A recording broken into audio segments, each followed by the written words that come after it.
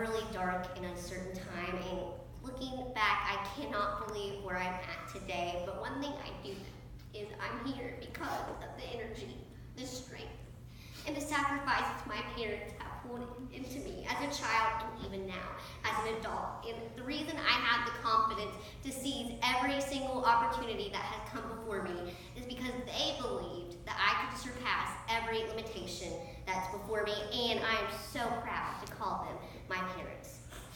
So, what's my take on the balance of a doctor listening to the patient and a patient trusting a doctor? Well, I have a little bit of a unique perspective because I've been a patient as a child and as an adult. And I'm going to tell you something that might surprise you.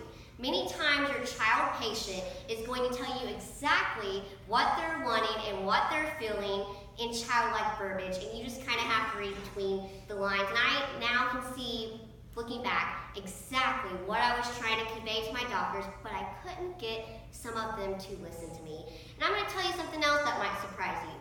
My mom and I are short. I know that's, really hard looking at us to figure that out, but we are. And yes, I know some of my short genes come from my mom, but in that little gut of mine, I knew that there was something else causing my shortness and my Tinkerbell size. I mean, at 7 years old, I was barely 3 foot and weighed 45 pounds. In my mind, it was obvious that there was much bigger issues going on. So I remember with every new doctor I had, I would ask my mom, can I talk to them about how short I am? She said, if it's important to you and you're worried about it, then yes, you can talk to them. So doctor after doctor I would talk to, and I'd get the same response, Dad, you're just short because of your mom. Even my beloved Dr. Passo told me this. Before I became a patient at Nationwide and got an immunologist, my allergist handled treating my infections and asthma, and this man was one of a kind. He had a special nickname for me, Corn Pops, and I'm not exactly sure where that name came from. And every couple of sentences my mom shared with him, he would stop her and record everything she said, word for word, on his little tape recorder. But the quirkiest part about this man is that when he would get frustrated or stressed, he would run his fingers through his hair, and his hair would be standing straight up. And every appointment I had, every new development was coming up left and right with my medical journey. So I would have that new development to tell him. And his hair was on end, and I just thought, I hope he combs it before he goes to the next patient's room.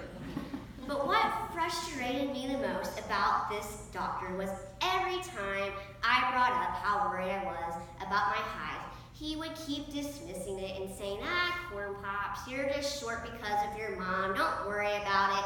And it was so exasperating because I couldn't get a doctor to listen to me, and I didn't have the vocabulary to fully expound on what I was thinking and feeling. So that slide right there is me with my sister. I was about 10 or 11 at the time, and it would appear that my sister is a giant. But in reality, she is only a 5-foot woman. So that tells you how little I was. But I began seeing a new doctor.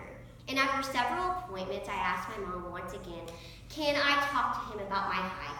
And she said, go for it. So I told this doctor, I'm worried, I'm really short. All my other doctors have said that it's because of my mom, but I don't think so.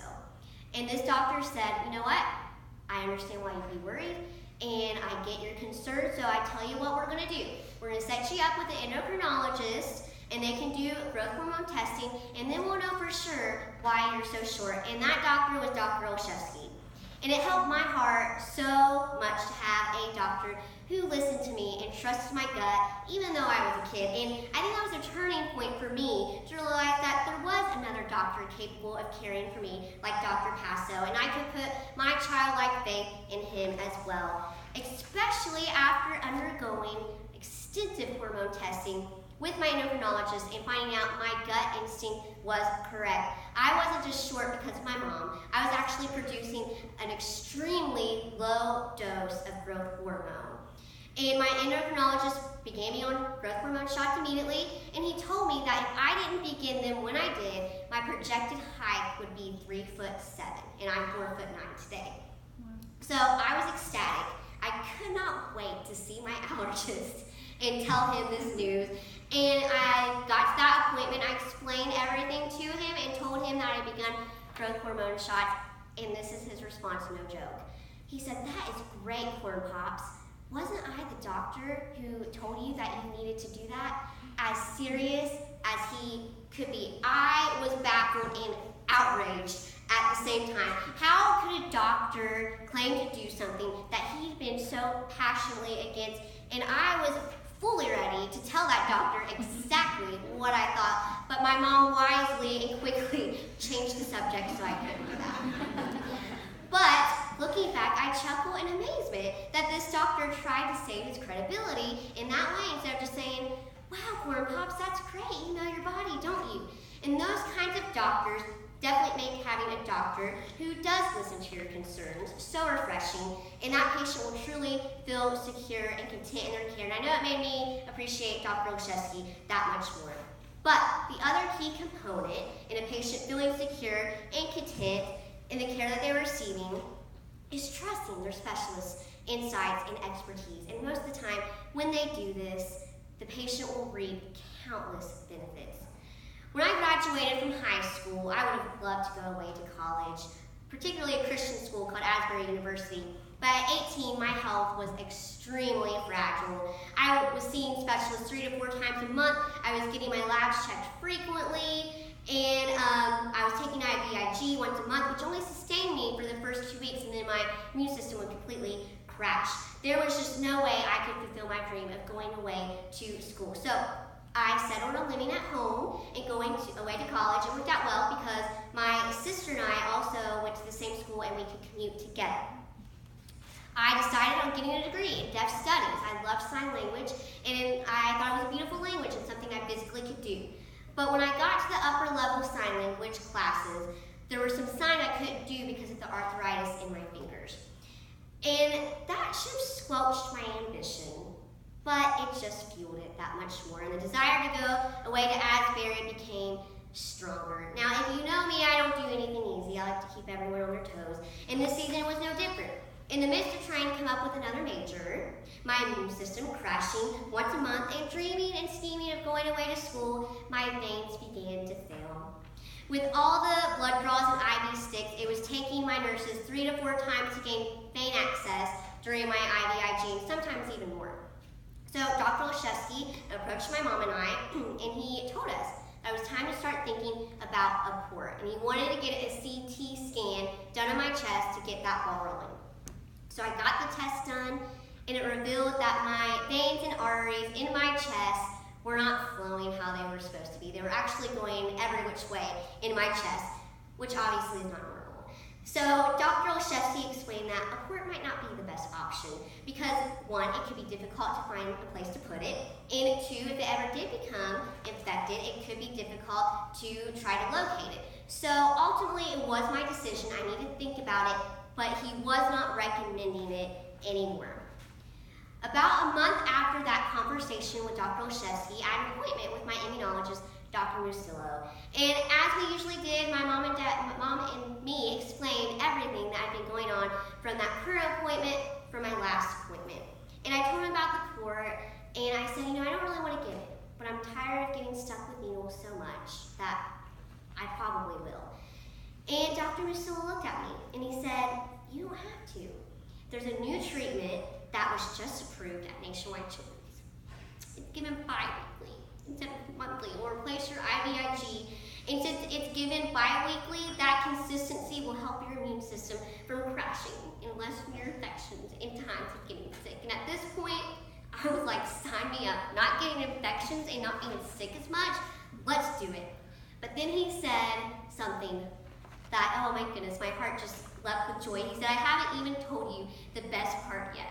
Because your immune system will be stronger and you won't get sick as much means you'll only need to see doctors every 6 months. And since it's given in your fatty tissue instead of intravenously, you'll be able to give this treatment to yourself anywhere you want to take it. And I didn't even question Dr. Mustillo. It just felt so right. And I had a beautiful realization in that appointment. And I shared it with my mom and sister who was with me. I get to go to Asbury. And a year later, in 2009, I did just that, And in May of 2012, I graduated with a bachelor's in creative writing and a minor in journalism. But if I didn't listen and trust what Dr. Olszewski and Dr. Musillo were saying, then that dream to go away to school to obtain my degree probably wouldn't have happened. And that foundation that paved the way to my calling and purpose of writing and speaking might not have begun to bloom. No one asks to be sick. No one volunteers to have a chronic illness and a team of 5 to 6 specialists. But patients have to learn, and parents must teach their sick child that you have to make the best with what you're given. A disease doesn't give anyone the excuse not to try or to give up. Everyone has something in their life that they have to balance to have a successful life.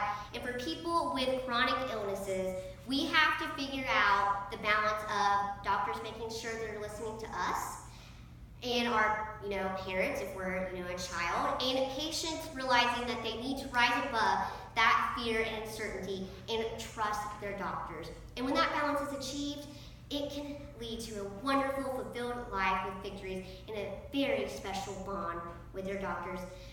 Now the last point we're going to discuss is the importance of research. And I'm actually going to take the reins on this because when my family and I discovered the importance of research, I had just entered the threshold of adulthood.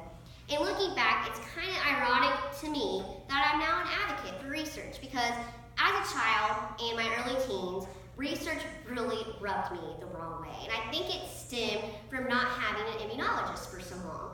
I was told so many times growing up that my main 2 doctors should be a hematologist and an immunologist. But as a child, there were no clinical immunologists in Cincinnati, and for many years there wasn't one at Nationwide Children's. They were all into the research aspect of immunology. And in my mind, if there were people who really needed an immunologist as their doctor, why didn't they care enough to see patients? I didn't understand, and I didn't think that research should be put above patient interaction. But little did I know, research was going to be a huge part of my story, and I was going to see the impact that it can have on people's lives. In 2010, Dr. Musillo sent my case to the National Institutes of Health, or NIH, as most people know it, in Bethesda, Maryland, to the research lab of Dr. Helen Sue. And I really think Dr. Musillo healed my experiences with immunologists because I saw that, a doctor can see a patient and also have an area of medicine that he's passionate about to research. And it meant so much to me that Dr. Musillo would even think of me to send my case to the NIH. So when he told me about it, I wasn't dreading that call, but I was looking forward to it in anticipation. About 3 months after Dr. Musillo gave me the news, a nurse from the NIH gave me a call, but she cautioned me, more than likely, they would never figure out what was wrong with me. I would just be research to them. And I understood why she said this to me, and even though I wondered in the back of my head if I would be a research project to them or a person, I just had this feeling deep within my soul that I was about to embark on the most amazing journey ever. My first visit with the NIH was in August of 2011, and they are actually who diagnosed my small bowel malrotation that my mom told you about. And I was amazed at this new medical world that I had stepped into that sat on over 300 acres of land and housed over 75 buildings. And the robotic grab labs that I thought I was going to encounter were actually personable, friendly people who were more concerned about your well-being and your health than you being a part of their research. I could tell them a medical issue I had, and that very afternoon, I was seeing the specialist who could address that issue. It was amazing. The next time I visited the NIH was a year later after I graduated from college. And at the end of this visit, I was told that Dr. Sue had many patients, but there were only 10 cases she was actively working on, and my case was her #1 priority, and she felt they were on the brink of finding answers. And as it turns out, she was right. The next year, in 2013, 3 years after I became a patient at the NIH, I was introduced to a man named Ian. He was a student at the University of Pennsylvania, and he was getting his MD and PhD in immunology. He'd come to the NIH to work on his dissertation at Dr. Sue's lab, and he was given my case. Ian and my team explained that he discovered my disease was caused by a rare gene mutation that had spontaneously mutated while I was in my mother's womb, and I was the first person in the world to be discovered with this disease. In my case, would be the subject of his dissertation. It was surreal. Never would have I thought that this would be a part of my story, but research would continue to reveal there'd be many, many more chapters. What research, you may ask? Well, tube upon tube of research blood was taken every single day I was at the NIH. In a week. It was nothing for 20 tubes of blood to be drawn a day. And they just weren't getting blood for me. They were getting about 12 to 15 tubes for my parent today. They also did a skin biopsy to see if the gene mutation was in that skin sample, because if it was, then it would tell them that the gene mutation was in every cell of my body, and the gene mutation was throughout every cell in my body. The other bizarre research test they did was a blister study test, where a mechanism was placed on my arm. It suctioned my skin for about an hour and a half, and it formed 8 tiny blisters. The liquid of each blister was drained, then the surface of the blister was cut off, and then that blister liquid was placed in the sore of my arm. Now, this test that caused my hand to swell 3 times its size showed them the low intensity with what my white blood cells were. Weren't good at all, and that's exactly what they thought was going to happen. But this was only the beginning of the life-altering news I was going to hear. The most difficult thing I probably heard was that the gene mutation didn't come from my parents. It was dominant, so there was a 50-50 chance that I can pass it on to any kid that I might have. And I remember the genetic counselor looking at me with a grave expression, and she said, "Are you sure you want to have kids knowing that you could potentially pass this gene mutation onto them?" And I told her, "Yeah, I have lived a great life, and if I have a kid and I pass on that gene mutation, I'm going to make sure they have a great life too." And I think my response surprised her a little bit, but I truly believe you can choose to look at the oppression and limits your situation may bring you, or you can choose to find the joy in what you can do, and that's exactly what I did. So Ian and my research team attended medical conferences and seminars, presenting my case for a year and a half, and in that time span, they were not able to find anyone else like me. And I remember sitting at the round table with my parents at the NIH while my doctor shared this with us, and she explained that after you find the first person with the disease, usually people just come out of the woodwork with that same disease, and no one had, and that was unusual. So what she was surmising is that most babies with this gene mutation were either stillborn or miscarried. Well, when she said this, as you can imagine, it hit my parents and I pretty hard. And my mom said these words through her tears. "So what you're saying is that all babies are a miracle, but my baby was even more of a miracle?" And my doctor said yes. It's a miracle she survived her pregnancy. It's a miracle she's alive at 26 years old. And it's a miracle she's doing as well as she's doing, because this gene mutation is very horrific. And she went on to say that she was also so amazed and impressed with my team here at Nationwide Children's, because they never knew what they were dealing with. And yet, they did everything exactly right. And I remember sitting there feeling so humbled that God would choose to breathe life into me. I didn't have to get the quality of life I was finally getting to enjoy, but yet here I was, doing things I never dreamt I would get to do, like going away to college and getting my degree, participating on mission trips, working out at my gym, managing my grandparents' garden, and being a Sunday school teacher at my home church. I did not think anything could beat this miraculous realization, but I was wrong. And what I was about to experience was going to be more than I could ever have imagined. So, because I was the only patient with the disease who was working with my NIH team, I formed a special bond with them, and they extended me 2 once-in-a-lifetime opportunities. Ian invited me and my family to attend his dissertation defense at the University of Pennsylvania. And since Ian also knew I was a creative writer, he asked me to help name my disease. I could come up with a name myself or vote on their names that they come up with, but I was cautioned. More than likely, any of the names I submitted would not be chosen. They just really wanted to have my input. My favorite name that I chose was Natchez syndrome. Matches fit all the scientific requirements, forming an acronym with the letters representing the key features that my gene mutation causes. The M stood for monocytosis, myelocytosis. The A stood for autoimmunity activating. The G stood for gain in function. The I stood for immunodeficiency and immune dysregulation disorder. And the S stood for syndrome and short stature. But my absolute favorite thing that MAGIS was and meant was more. And it meant more in Latin. And I wanted anyone who would be diagnosed with this disease to know that they are more than their illness. But it also referenced the Latin phrase, to the greater glory of God. And I knew it was because of God's glory that I was even alive. But I resigned myself to the fact that more than likely, MAGIS would not be chosen. I was honored to be included in that process. So Ian's dissertation was Friday, September 9th, 2016, and I was absolutely thrilled to be a part of this day, but I gotta admit, most of what he said went way over my head. But then he got to the end of the presentation, and he thanked everyone who had got him to that day, and he said he wanted to recognize a very special person who just went above and beyond to help him achieve this moment, and that was me.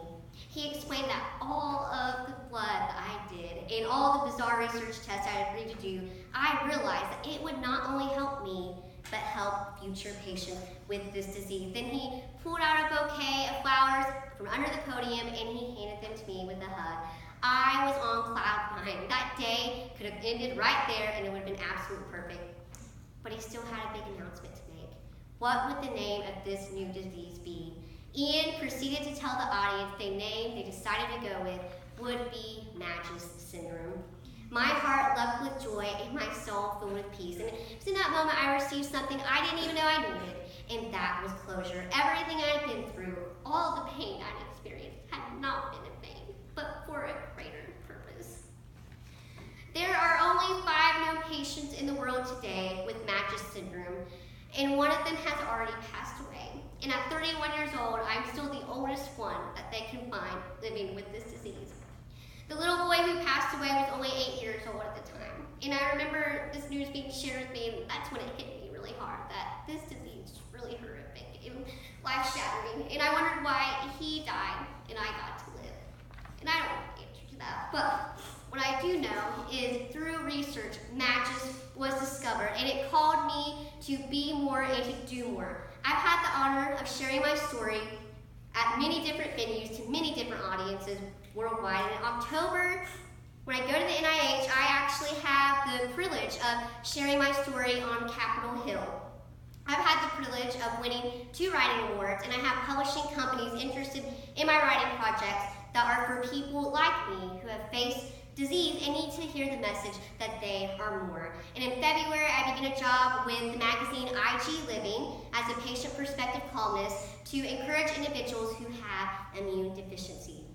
So as you can see, the limitations my disease tried to give me has actually given me a voice and a determination to encourage others with illnesses, telling them if I can scale the mountains I have faced and make it victoriously to the top, then so can they.